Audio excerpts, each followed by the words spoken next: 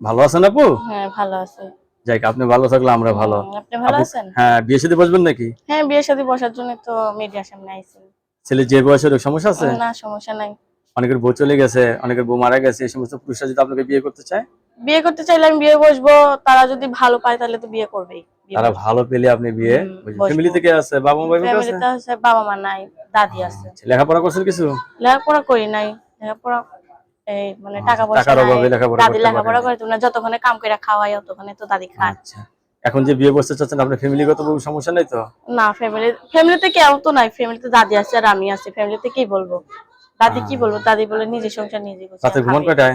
হুম। রাতে ঘুমান কয়টায়? রাতে কাম থেকে আয়া ভাতটা খায়া ঘুমায় পড়ি। আর কেউ তো দর্শক, নাই কথা বলার যে কথা বলবো রাত জায়গা। কেউ নাই কথা বলার? না। দর্শক, আপুর কথা এখন শুনলেন। আপু কিন্তু সরস্বতী মানুষ, আপু বিয়ে বসতে চাচ্ছে, ছেলে যে বয়সের হোক, আপুর কোনো সমস্যা নেই, ঠিক না? না।